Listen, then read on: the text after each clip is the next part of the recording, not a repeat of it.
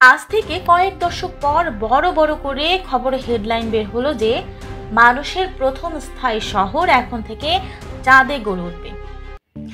যদি আসলে এমন কোনো সুযোগ আসে তখন আপনি কি করবেন?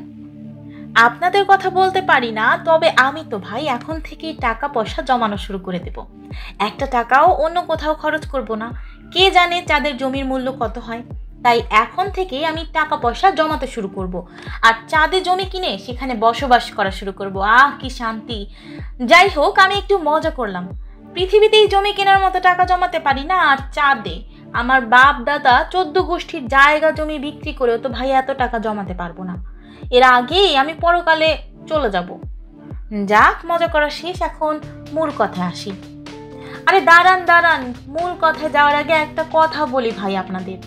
চাঁদে জমি কিনতে না হয় আপনাদের টাকা পয়সা খরচ হবে, কিন্তু আমার এই সুন্দর মিষ্টি ভয়েস দেওয়া ভিডিওতে তো লাইক, কমেন্ট আর শেয়ার করতে আপনাদের টাকা দেওয়া লাগে না। তাহলে ভাই এত কিপটামি করেন কেন? আর হ্যাঁ শুনেন, সাথে একটু সাবস্ক্রাইবও করে দিন প্লিজ। যদি আসলেই চাঁদে জমি কেনা যায় তাহলে কি হবে? এটা শুধু সায়েন্স ফিকশন নয়, বরং বাস্তবেও একদিন হয়তোবা সম্ভব হতে পারে।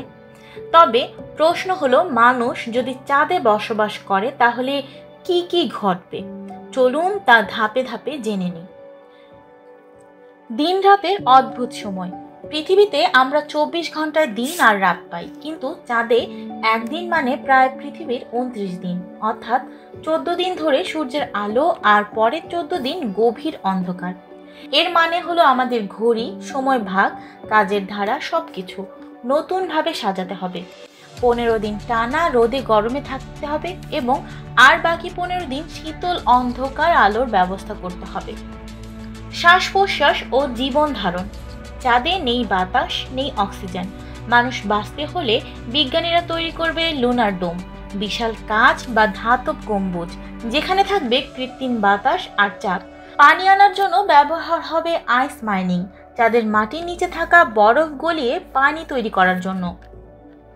খাবারের জন্য তৈরি হবে হাইটেক গ্রিন হাউস, যেখানে এলইডি আলো আর বিশেষ মাটি ব্যবহার করে উদ্ভিদ জন্মানো হবে। মজার ব্যাপার হলো, আমাদের মল মূত্র রিসাইকেল করে সেখান থেকেই সার আর পানি তৈরি করা হবে। চাঁদের শহর ভবিষ্যতের স্বপ্ন। ধরুন চাঁদে গড়ে উঠল লুনার সিটি। সেখানে থাকবে গম্বুজের ভেতরে ঝকঝকে ভবন, মেট্রো ট্রেনের মতো টানেল, শপিং মল, স্কুল, হাসপাতাল সবই নতুন প্রযুক্তির মাধ্যমে তৈরি। বাইরে বের হতে চাইলে স্পেস স্যুট পরতে হবে, কারণ বাইরে নেই বাতাস আর তাপমাত্রা কখনো প্রচণ্ড গরম, কখনো বরফের মতো ঠান্ডা। বাচ্চারা হয়তো ছোটবেলা থেকে স্পেস স্যুট পরে খেলবে, আর তাদের স্কুলে পৃথিবীর স্টাডিজ নামে আলাদা বিষয় পড়ানো হবে, এখন যেমন চাঁদ সম্পর্কে আমরা বাচ্চাদের পড়াই। পৃথিবীর ওপর প্রভাব। মানুষ চাঁদে গেলে পৃথিবীর অর্থনীতি, বিজ্ঞান আর সমাজে ব্যাপক পরিবর্তন আসবে। চাঁদে পাওয়া যাবে হিলিয়াম-3 নামের এক বিশেষ পদার্থ, যা দিয়ে তৈরি করা যাবে সীমাহীন ক্লিন এনার্জি। এটা পৃথিবীর বিদ্যুৎ সমস্যার সমাধান দিতে পারে। চাঁদ হতে পারে আমাদের মহাকাশ ভ্রমণের বেস ক্যাম্প, অর্থাৎ মঙ্গল বা অন্য গ্রহে যাওয়ার আগে মানুষ চাঁদে থামবে, জ্বালানি ভরবে, তারপর আবার যাত্রা শুরু করবে। পৃথিবীর মানুষ হয়তো সেখানে বাড়ি কিনবে, জমি কিনবে, একদম রিয়েল এস্টেট মার্কেটের মতো, যেটা আমি মনে মনে চিন্তা করছিলাম। মানসিক ও সামাজিক জীবন। চাঁদের জীবন মানে শুধু প্রযুক্তি নয়, মানসিক দিক থেকেও এক বড় চ্যালেঞ্জ। পৃথিবীর নীল আকাশ, গাছপালা, সমুদ্র এসব থেকে দূরে থাকা মানুষের জন্য একটি সমস্যা হবে। নতুন সমাজ গড়ে উঠবে, যেখানে হয়তো জাতি, ধর্ম বা দেশের ভেদাভেদ থাকবে না, সবাই শুধু হবে চাঁদের নাগরিক। তবে সমস্যা হলো, দীর্ঘদিন কম মাধ্যাকর্ষণে থাকলে মানুষের হাড় দুর্বল হয়ে যেতে পারে, পেশি ক্ষয় হতে পারে, এমনকি শরীরের আকৃতিও বদলে যেতে পারে। বিজ্ঞান কল্পকাহিনী থেকে বাস্তবতা। আজ থেকে 50 বছর আগে মানুষ প্রথম চাঁদে পা রেখেছিল। তখন অনেকেই ভেবেছিল এটা শুধু ইতিহাসের ঘটনা, কিন্তু এখন বিজ্ঞানীরা সিরিয়াসলি কাজ করছে চাঁদে স্থায়ী বসবাসের পরিকল্পনা নিয়ে। নাসা, স্পেস এক্স, চীন আর রাশিয়া সবাই নিজস্ব লুনার বেস বানানোর চেষ্টা করছে।